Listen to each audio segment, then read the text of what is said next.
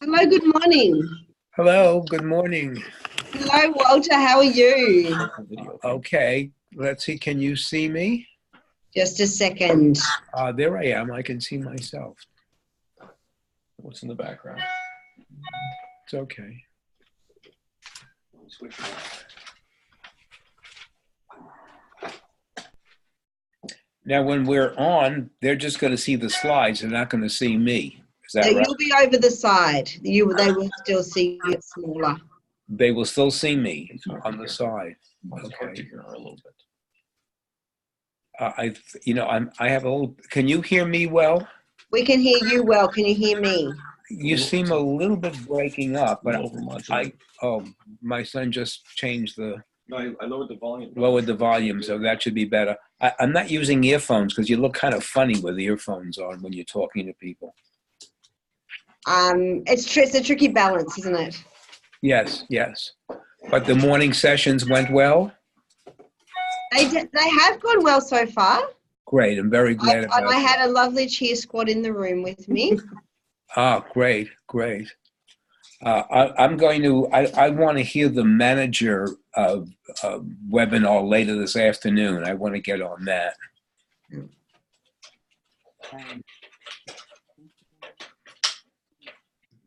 Let me show you how you mute yourself. Well, I'm going to fix you. I can see mute right over here. Howard, I can see mute right here. Yeah, that's how you do it. Okay. So we haven't got our video on just yet. Okay, I'm fine. Am I presentable from your point of view? I'm not looking at you right at the moment. So I will do it without looking at you. I don't know what it is. Right. Yeah, now Joe. It's not keen. Oh, wow, mine works that way. Well, you know what? It's under there.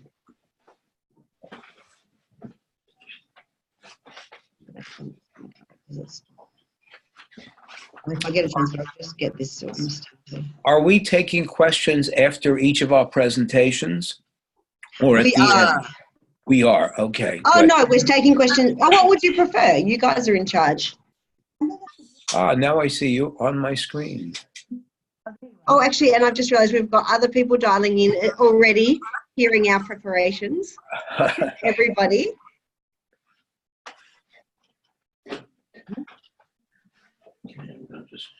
We will start in a couple of minutes. We've already got people here and ready to go, which is fantastic. Welcome. We will just wait a few minutes to start as we wait for other people to come on board, and I will get our screen ready to share.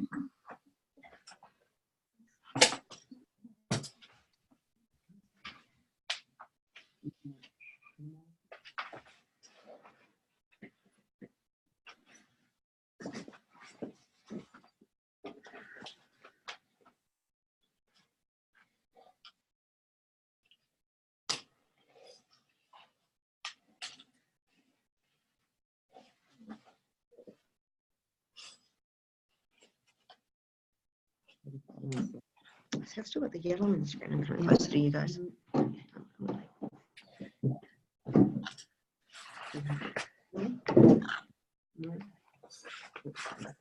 Oh, we switch this up. Wait. Okay.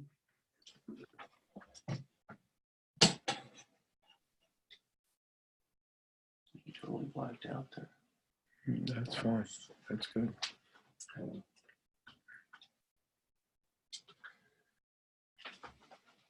That's good, Helen. That's okay.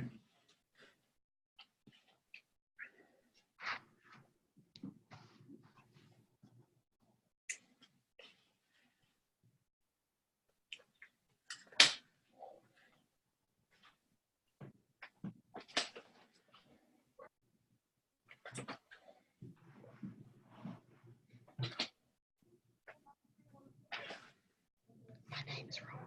Which way does it go? Move it the other way. Okay. That's good. I like being in terms of. Yeah, let's do this. That's good. Move this up here.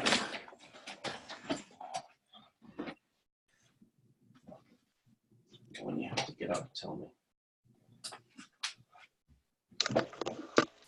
It's going to be on in another minute. That's perfect. That's perfect. Good. Okay.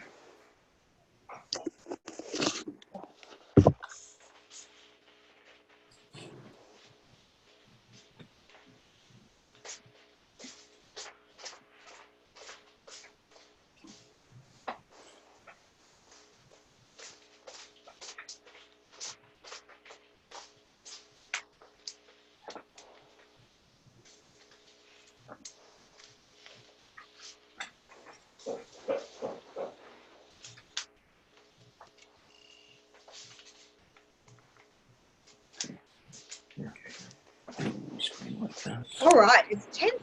Okay. It is 10:30, so we might get started. Okay. For those who are on the phone, while you're not speaking, if you could go on mute, that would be fantastic to minimize the background noise. That is better. Hello and welcome to World Mental Health Day 2019. It is fantastic to have you all on board with this webinar today. My name is Therese Fitzpatrick. I'm the Global Lead for the implementation of the UN System Workplace Mental Health and Wellbeing Strategy. We're running a number of webinars today, both around what the UN is doing, this one around mental health at work, one for managers and leaders, and there's also one around a mindfulness meditation webinar that is available to be downloaded. We will also make these webinars available after the sessions today. So today's a really important and exciting day across the globe, but also particularly for the UN, as this is the first World Mental Health Day since we launched the UN System Workplace Mental Health and Wellbeing Strategy. And we've been doing a lot of work over the last 12 months to really start to put the strategy in place. The details of the strategy and the work we're doing is available on our website, and the details of that is at the bottom of the screen at the moment, and I'll make sure I share those in the comments at the end of the session today. We are lucky enough today to have three amazing experts to share their knowledge and experience with us, and these are they've all got different topics they'll be talking about. We'll take questions at the end. And so obviously as they're talking, write down any questions you might have. So hopefully we can have a good discussion at the end. So I won't go into the details. I'll let them introduce themselves in more detail. But so welcome particularly to Dr. Walter Reichman, who is joining us from Los Angeles this morning. It's New York. It's morning time in here in New York anyway. So Walter brings an amazing wealth of experience, particularly around mental health and with a particular focus on the workforce. So amazing to have him here today. Following Walter, we have Dr. Judy Kuriansky. I keep looking for the nods to make sure I get that one pronounced correctly. Judy is a bundle of energy and has done some amazing work with the UN in terms of really promoting psychological health, both in the work that we do externally as well as internally. So we're really lucky to have Judy here today. And finally, we'll hear from Dr. Leslie Popoff, who brings with her a really broad range of skills, but will particularly be focusing today on how do we look after our colleagues that we're concerned about. So really some really good strategies that he'll bring along today. So you don't want to hear from me, you want to hear from our experts. So I am going to hand over straight to Walter, who will give you a bit more of an idea about what he will be focusing on today. Great. Thank you, Therese. Welcome to the Mental Health Day webinar. I am Walter Reichman, and I want to discuss mental health in the workplace. As you all know, you are in the most unique workplace in the world. The world depends on the work you accomplish. Our goal at the United Nations is to have a workplace that promotes mental health and employees who enjoy the benefits of mental health. What is mental health? When a person is mentally healthy, they have positive feelings about themselves, and they have positive feelings about others, and they have good, positive interactions with other people. They can meet the demands of life, both cognitively and emotionally. They can make choices and decisions and handle the normal stresses of life. When there is an absence of mental health, the person experiences emotional and behavioral problems that interfere with the daily functioning and causes feelings of distress. Note, we're not talking about being crazy or harming oneself or harming others. We are basically talking about feelings of distress at not being able to function as you want to function. The relationship between work and mental health is important. Work is good for mental health. Working effectively and productively is a sign of mental health. But a negative work environment can lead to mental and physical problems. It is the responsibility of the workplace to take actions to promote mental health, and such actions as is necessary to benefit the productivity of workers, which then benefits the success of the organization. Mental health problems are prevalent in our world. They are not unique occurrences. In the United States, for example, 18% of the population were diagnosed with a mental illness in 2017. This is approximately 19% of the population, and 4.5% of them had serious mental illness. And in the workplace, it is estimated that 20%, that's 1 out of 5, are working with a psychological disability. The absence of mental health in the workplace costs businesses money. In the US, it's estimated to be $226 billion each year, 20% from absences, but 80% from decreased in performance. When we look at the United Nations, there is documented evidence of a prevalence of mental health issues in the United Nations. 49% of UN employees reported significant concerns with their mental health. Only 5%, however, were receiving professional help, and only 2% of them were receiving it from services that were available at the United Nations. The cost of mental health issues for the UN between 2011 and 2017 was estimated to be $20 billion, and that's a lot of money. Looking beyond the United Nations to the world as a whole, 11.2 million adults were diagnosed with serious mental illness, and only 1/3 were receiving any kind of treatment. One wonders why so many people at the UN and around the world who need psychological help are not getting it. There are multiple reasons, but one major reason is that people who need help will not go for it because of the stigma of having a mental health problem. Stigma is defined as the negative value we place on persons. People with mental health problems fear that their managers, their colleagues, their friends will think less of them if they know they have a mental health problem. In a work environment, they're concerned about their jobs and their careers. We said that a negative work environment can be a causative factor in creating mental health problems. According to the World Health Organization, here are some of those factors: inadequate health and safety policies within the organization, poor management practices, lack of participation in decision-making, and low control over one's own work, low levels of support for the needs of workers, long working hours, unclear tasks and unclear organizational objectives, job tasks that are unsuitable for the individual, and a workload that is too heavy. However, unemployment is also a major risk factor for mental health problems. Returning to work or obtaining a job protects one's mental health.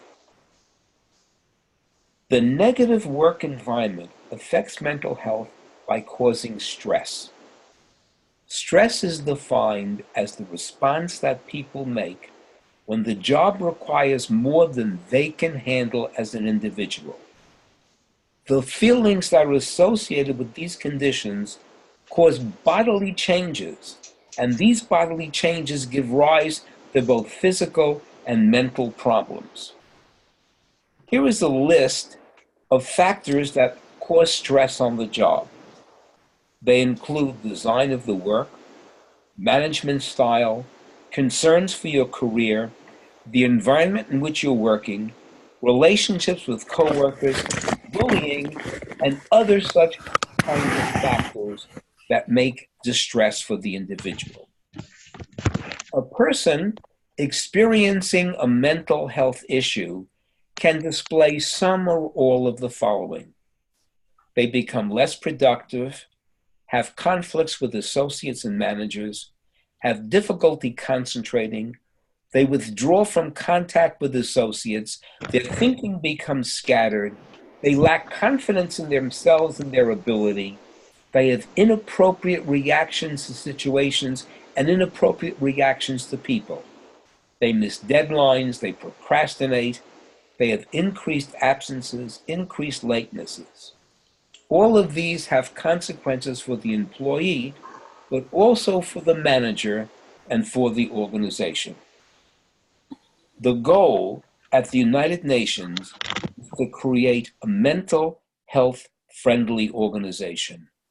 That is, an organization that recognizes the effects of mental health on its success and has policies and procedures to care for the mental health of its employees, to come to the aid of those with problems, and to develop a culture that is supportive of people with mental health issues and does not stigmatize them.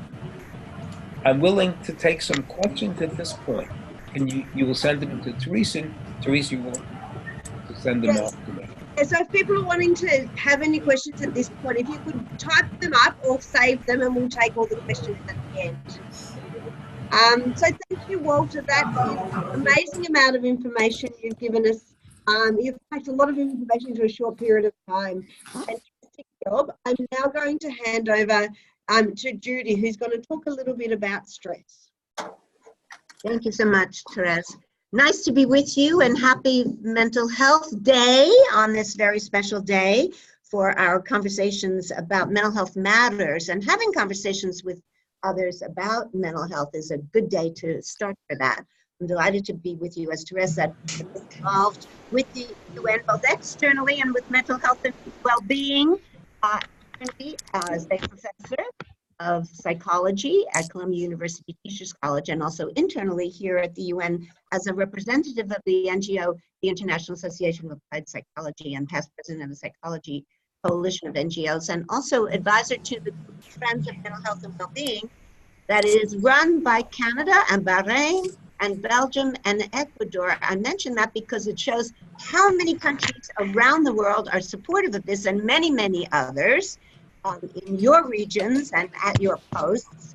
And as Tess has said, from the highest level, with the Secretary General and the Deputy Secretary General, that you can hear her message on the website that I should go to, has been putting mental health and well-being, your mental health and well-being, high on the priority list. So that is all extremely positive. I'm going to go through some steps on how you can cope with stress that Walter has mentioned. We all experience stress. I certainly, since I do all kinds of psychosocial support all over the world after natural disasters in China, Japan, St. Martin, everywhere around the globe, and during Ebola, for example, in West Africa, and soon in East Africa, and also Syria.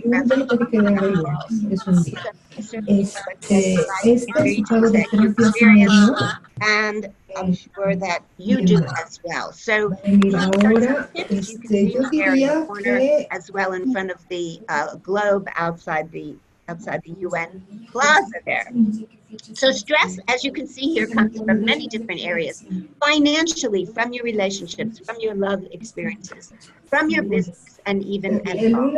All those areas of stress can accumulate, but the good news is that you can handle it. And even though there are some differences culturally from wherever you live, the point is that there are also some similarities. All the techniques that I'm going to go through for you are very founded in psychological principles that are concepts that have been well proven. And so even though they work for everybody.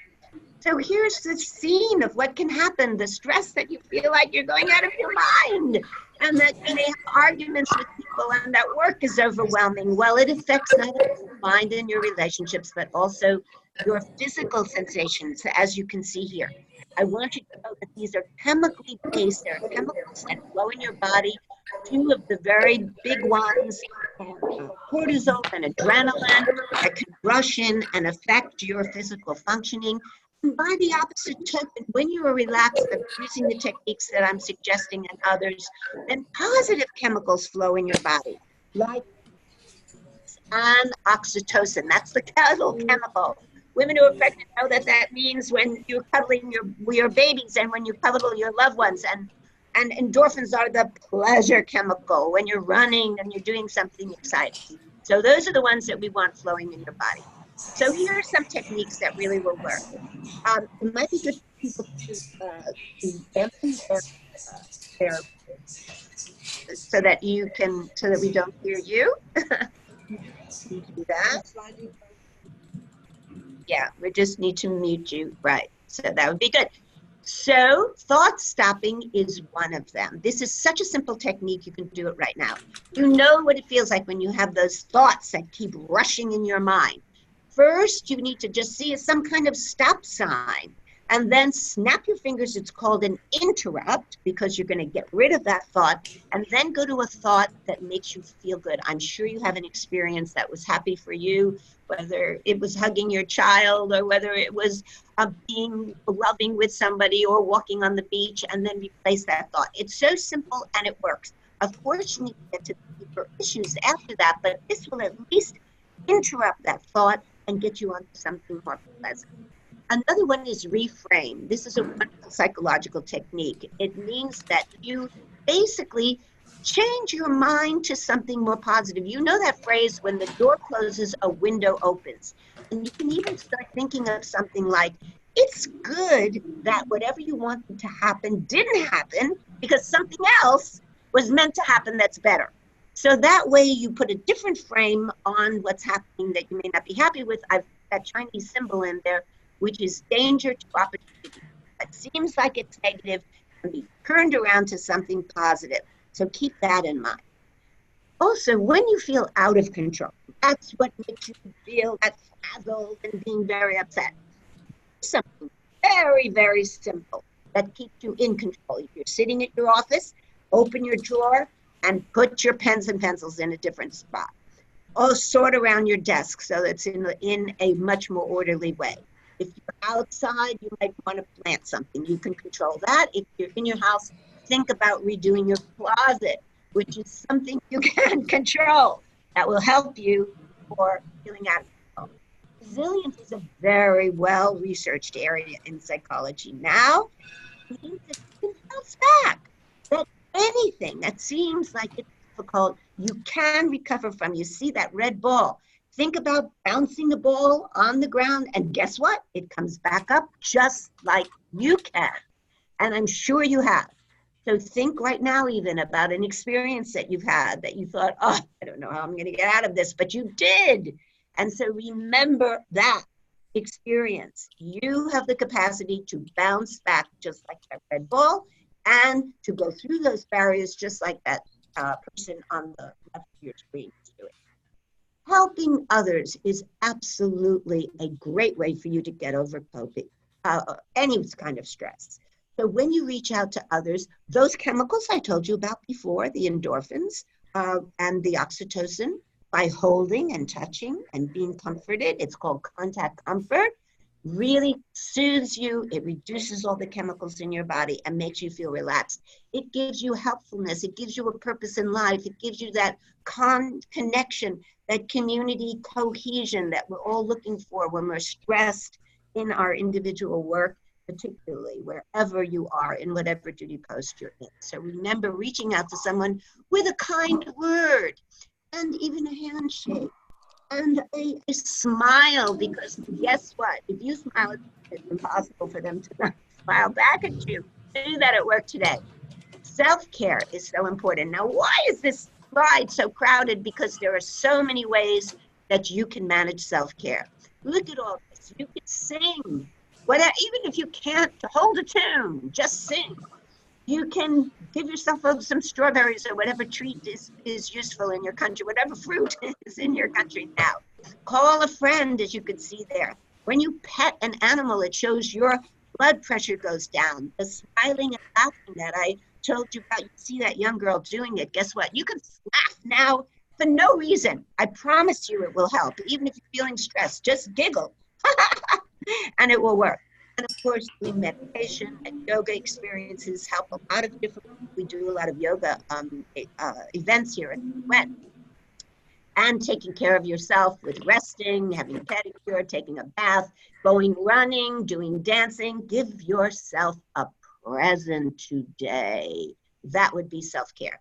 Time together really matters. You know, we've talked about balance between work life and your personal life. So whether it's watching TV, reading something together, dancing, going bicycle riding. I just came back from Amsterdam. Everybody's on a bicycle, so that would be a good thing to do. As you can see with a couple there, doing some reading, gardening together. And the most important one is the one on the bottom right-hand corner there, and that is saying, I love you to people you love in your life, whether it is your child, whether it is a friend and a family member, anyone. Expressing love flushes those endorphins in your body. I really want you to do that. It would be so important. Many of you are rushing from town to town. You may be posted and reposted. Try being a tourist in your own town and taking a look at what's around there and feeling grounded, because when you feel that you belong, that also can raise those positive chemicals in your body. Most important of all, as you see here, is being appreciative. I am sure there are things you can have gratitude for. We are flooded with so many things that may be troublesome, arguments we may be having with people, things that irritate us. Please think about or write down today 3 things that you are grateful for, you are happy for. That will be the best thing for your mental health. It is a pleasure to have been with you this time. I'll wait for your questions. Thank you to Therese Fitzpatrick as the global lead in mental health here at the UN. You have such a big support system here that is burgeoning over the next years, from the very top of the Secretary General and the Deputy Secretary General to all the countries I've told you about, and we care about you. Thank you so much, Judy. That, again, so much information packed in there, and I've been busy writing notes and thinking about what I might be able to do. So thank you for bringing your amazing wisdom and expertise in here today. Everybody write your questions down, ready for Judy, and then we will move. We're now going to move straight to Leslie, who's going to give you, again, some more practical tips around looking after yourself and the people who are around you. Hi, everyone. It's wonderful to have this opportunity to speak with you and share important information about mental health, which slowly is coming out of the closet, losing the stigma as some of our idols, athletes, actors, performers have been acknowledging their own struggles, making it a little more acceptable for those in the mainstream to acknowledge ours. My colleagues have so effectively illustrated that stress is a normal part of life. When circumstances become unpredictable, we experience some loss of control and our body goes into an increased state of alertness. This is wonderful if we have to prepare for an exam, a competition, an interview, performance. But when it occurs over a long period of time, over an everyday kind of situation, it becomes chronic. And in that case, it becomes a severe problem emotionally, physically, and mentally. When the body is in this increased state of alertness, it takes a toll. And there are oftentimes physical indications of problems that we can begin to experience. And it increases the risk of anxiety and depression. Chronic anxiety can interfere with one's quality of life. If you feel anxiety over a long period of time, you may begin to avoid activities and social situations. Hopelessness can set in, leading to feelings of depression. Symptoms of chronic stress include somatic concerns such as headaches, stomach aches, sleep problems, a weakened immune system where we're subject to frequent colds, high blood pressure, irritability, difficulty concentrating, changes in eating habits causing us to overeat or lose our appetite, or perhaps an over-reliance on unhealthy substances like alcohol and drugs. Mental health problems can also develop or be exacerbated during a period of a crisis. As UN workers, you may find yourself in the midst of a crisis triggered by disaster or conflict. While trying to help others, you as well are impacted by the trauma. Yet you have to be available to be there to help others and fulfill your responsibilities. Who is helping the helper? When a crisis occurs, we fall into a state of resulting in distress, instability, anxiety. We no longer can cope the way we usually can cope, and there are feelings of vulnerability and helplessness that come along with this. As Judy had mentioned, a crisis can present an opportunity for growth and change, or it can present the danger of regressing and having difficulty coping and rising above the crisis situation.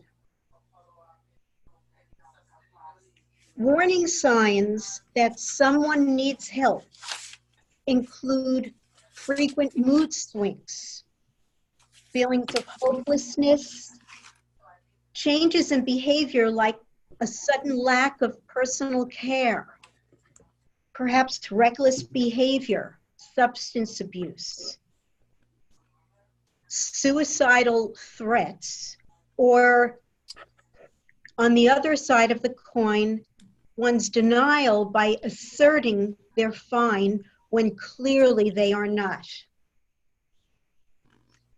Risk factors for suicide may include perhaps a family history, serious relationship problems, social isolation, significant loss, which can be divorce, the death of a loved one, or the loss of one's job and status that came with their position. It can include bullying and harassment, which occurs outside the workplace as well as inside the workplace. Domestic violence and abuse and neglect. And personal changes and challenges, sexuality, gender identity issues, chronic illness or pain can lead also to suicidal thoughts. Myths about suicide.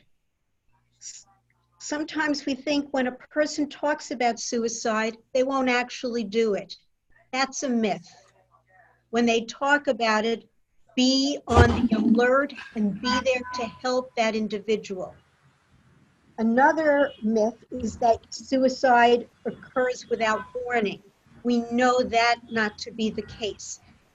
Look carefully, and if you feel there's a reason to be concerned, listen to that feeling and follow it up.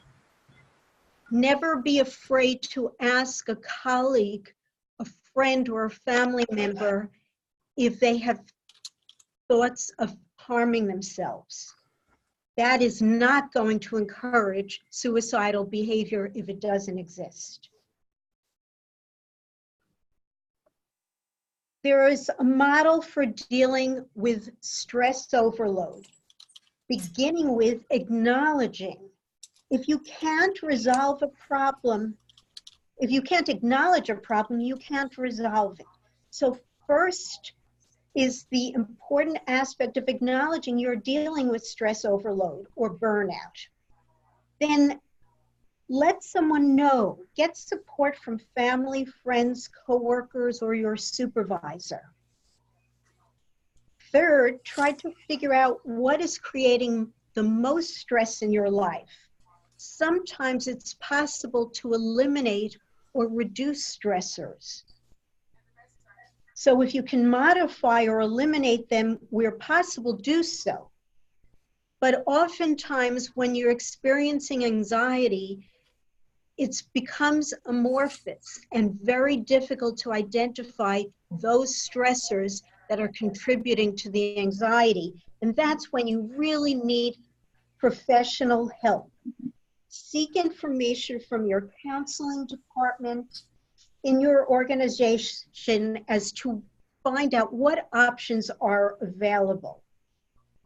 With the help of professional support, you can learn new coping strategies, and you can find a way to deal with life in a more helpful way that allows you to face the world positively and with a sense of confidence that may seem lost to you at the moment. Thank you so much for your tuning in, for your attention, and we welcome your questions at this point. Thank you so much, Leslie.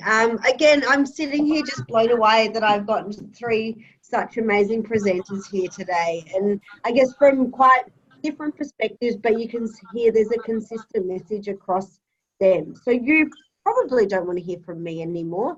I'm going to stop sharing that screen so I can have a better look. I can see that there is already some questions here, but I would also like to keep lovely.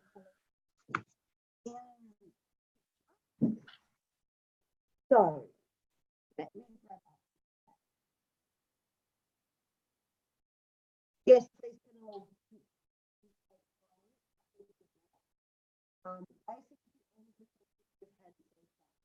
so you are please to unmute.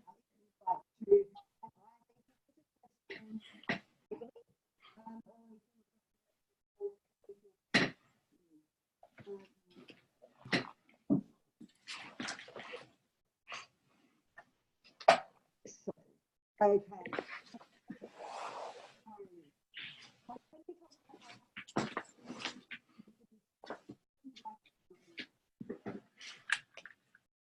I think one of the best things, thank you for Katerina for asking that question, because it shows that you really care. So I think the softest way is to start just a conversation. You don't want to jump in and just say, oh, I see that you're having a problem. Just make a connection with that person and say, you know, hi, Ellen, how are you today? You know, we work together and we care about each other, and I don't often say anything to you, but I'm just wondering what's going on in your life, and I'd like to share with you what's going on in my life.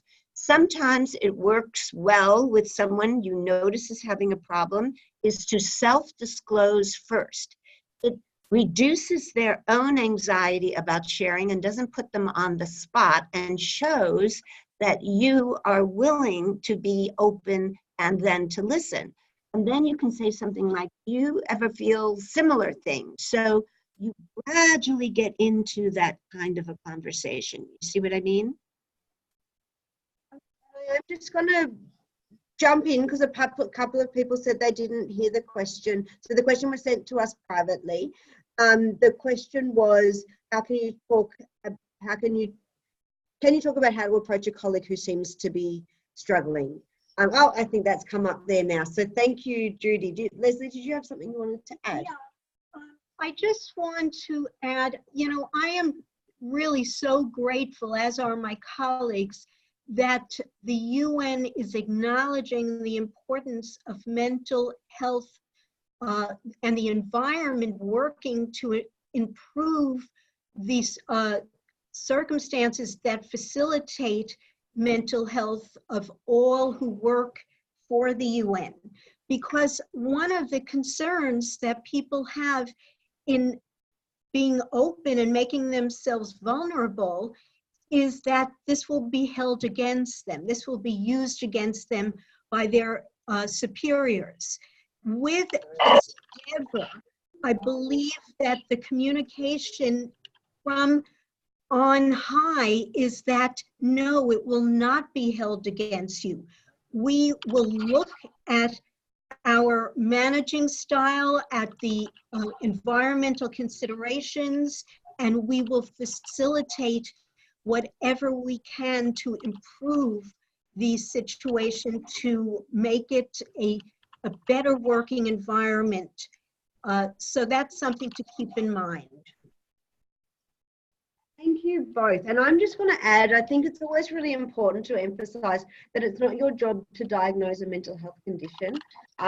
So obviously the role at that time is, if you are concerned about someone, to have a conversation and, if appropriate, get them to get to help. And we know there's a lot of assistance in all of the different UN organisations or externally. So that is the purpose of the conversation. And it is about, if you do notice someone is not okay, don't think you're going to make it worse by saying something, but it really is about saying, how are you? Or, I've noticed a change in your behaviour, in something about you, I just wanted to check in on you. And it can feel really daunting. And I find, I think I've actually had 3 conversations of this type in the last week myself. And I always hesitate. And then I'm like, hang on, I've got to practice what I preach. And it can be tricky, but you can make a really big difference. It might be that nothing's going on. It might be that there's just something going on in their lives and they need to talk about it. The other thing is remembering, if somebody's not okay, they may be a little bit defensive at first and they may not want to talk about it. So don't feel upset or surprised if their first question is, I'm fine. But think about it a different way you might be able to approach them. The other thing I just wanted to say is, we do have information on the website. We put up the link earlier, and we can make sure we put it in the chat box around how to have a conversation with a colleague. I'll move to the next question. I think I saw 2. Could you talk about methods of approaching negative thoughts, turning them into positive thoughts? So Leslie, would you like to start there? Sure. So often we carry around negative thoughts about ourselves, and we create a storyline for ourselves, making assumptions that perhaps we're not doing the best job, we're not particularly liked or cared about, and we can be our own worst enemies. I think it's very important that the thought stopping that Judy referred to be practiced in this kind of situation, that you almost envision a red light or a stop sign when you say anything negative to yourself about yourself, because you have to be your own best friend. You have to acknowledge that you have strengths, that you have skills and expertise that brought you to your current position, that there are people who care about you greatly, and that you are an asset. Once you feel this, you will feel you deserve to improve your situation, to discuss whatever concerns you might be having with someone else, and to address them in a positive way. So start with yourself and start with making positive statements to encourage yourself. This is Judy. Thank you, Leslie, for reiterating about the thought stopping that I mentioned before, and also about affirmations. There's so many different techniques. As a clinical psychologist, I deal with this all the time, and being on the radio for over 20 years, when people call about this kind of question, there are so many simple techniques. The simple techniques work more immediately, but then I do want to encourage to get to some of the deeper issues about why you may be hard on yourself, and whether or not there are people who are being hard on yourself. I want to encourage you to constantly put people in your life who are cheerleaders for you instead of critics.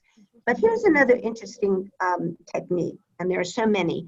One is, how would you talk to a child who is feeling sad or feeling bad about him or herself? We all have children inside us, and there have been times when we were children when we were terrorized by something or criticized in some way. And so think about yourself as a child and say, if there's this little child inside me, what would I say to comfort him or her? You would put your arms around her, you know, him, or you could do that even for yourself and say, you're okay. Whatever you did is not a big tragedy. There are so many worse things in the world, that you can get over this. And I love you and I support you. Now let's think about something that's good that you have done and that you can do. You can always fix something that maybe you feel you have done wrong, or you can get over it and say, whatever I have done is past. Let's start afresh. Let me be kind to myself as I would to my little girl or boy. Walter, did you have anything you would like to add? Well, I'm just thinking that when you talk about talking to people, that very often colleagues, the people that you're working with, are great people that you can confide in, that you can talk to, that you can at least discuss some of the issues that may be relevant to both of you as it concerns your work, the United Nations, and the things that you're doing as part of your career. Because very often the career and your jobs and your future and your goals plays into whatever the causes of some distress may be. And talking to colleagues who share similar experiences, similar work activities, was a good way to start as well. Perfect. That's a great response. And obviously it's a huge topic.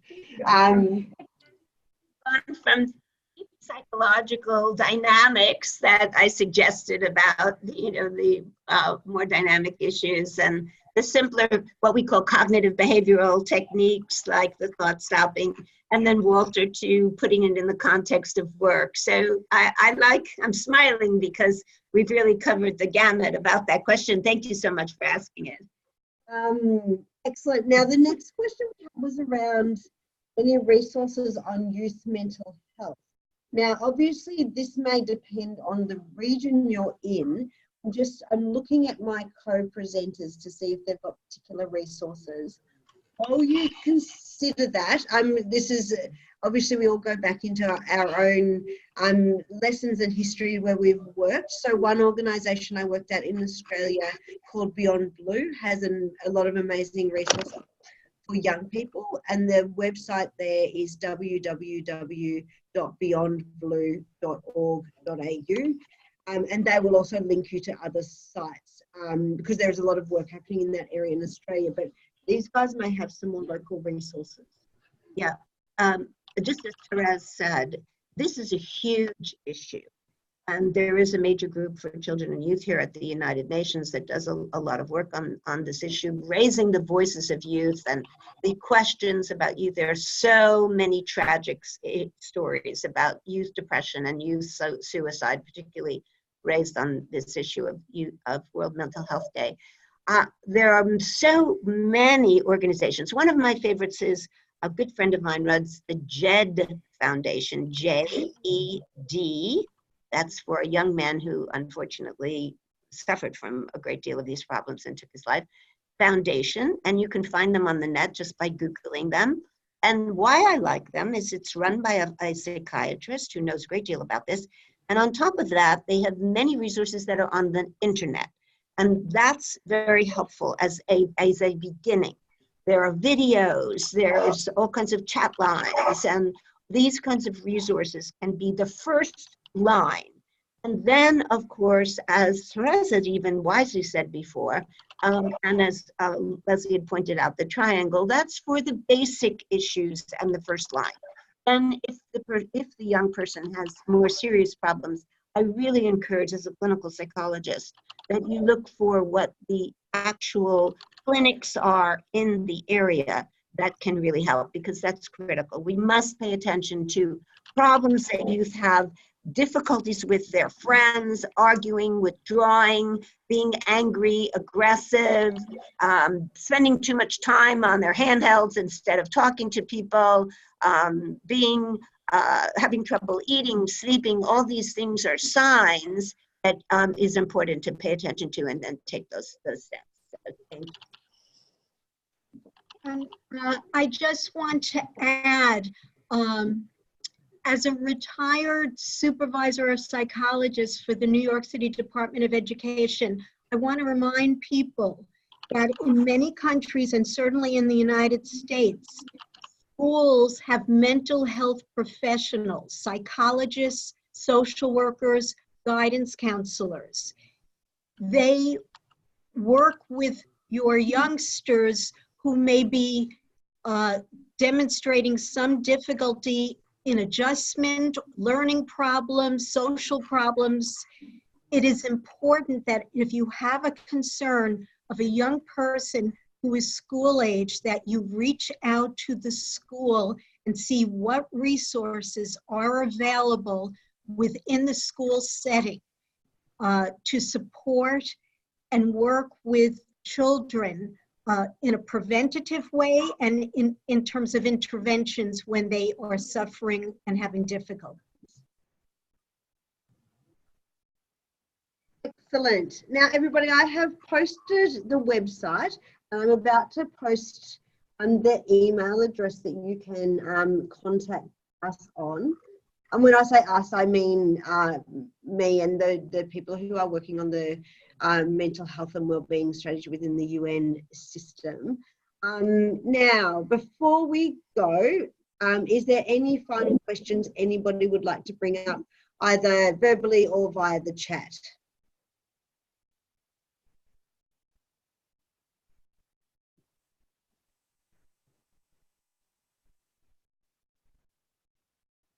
I'm pausing because last time I did this, the last webinar we ran, every time I went to sign off, somebody asked a question and that went on for a while. If I've missed you, my apologies. So firstly, I would like to thank everybody for coming along today. I'm really heartened to see so many people really interested in the conversation around mental health, particularly within the UN system. We will continually run some more webinars, get more information on our website, and obviously do more work around ensuring we're implementing the mental health and wellbeing strategy across the whole of the UN system. I would like to again thank our amazing presenters who have come in to share their wise words today. So Walter, thank you for dialing in from Los Angeles. So appreciated.